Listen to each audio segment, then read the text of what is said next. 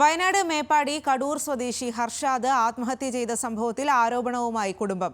വാക്കാൽ ഉറപ്പിച്ച വിവാഹത്തിൽ നിന്നും യുവതി പിന്മാറിയതിനെ തുടർന്നാണ് ആത്മഹത്യ എന്നാണ് കുടുംബത്തിന്റെ ആരോപണം. വയനാട് ജില്ലാ പോലീസ് മേധാവി, മുഖ്യമന്ത്രി എന്നിവർക്ക് ബന്ധുക്കൾ പരാതി നൽകി.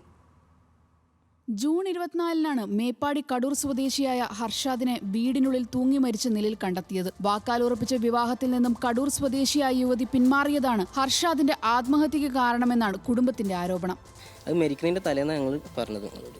അപ്പോൾ 24-ാം തീയതി കണ്ണൂർ സ്റ്റേഷനിൽ അവളും പോയി പരാതി കൊടുത്തിരുന്നു.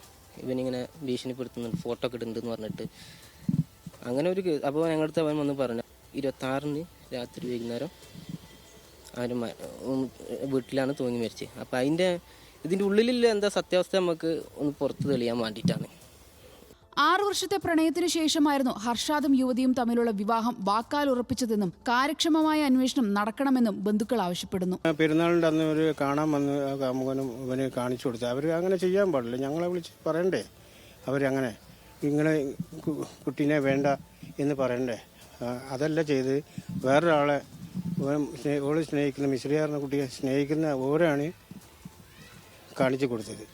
അപ്പോൾ അതിലും മനംബന്ധ ഇനി എന്തെങ്കിലും ഒന്ന് അപഘാതം വന്നോന്നുള്ളത് അത് ഞങ്ങൾക്ക് സത്യം തെളിയണം. ഫോണിൽ നിന്നും ചാറ്റ് ഹിസ്റ്ററികൾ നീക്കം ചെയ്തിട്ടുണ്ട്. അതിനാൽ സൈബർ വിദഗ്ധരുടെ സഹായത്തോടെ സമഗ്രമായ അന്വേഷണം നടത്തി മരണത്തിന് കാരണക്കാരായവരെ കണ്ടെത്തണമെന്നാണ് ബന്ധുക്കളുടെ ആവശ്യം. ന്യൂസ് മലയാളം, വയനാട്.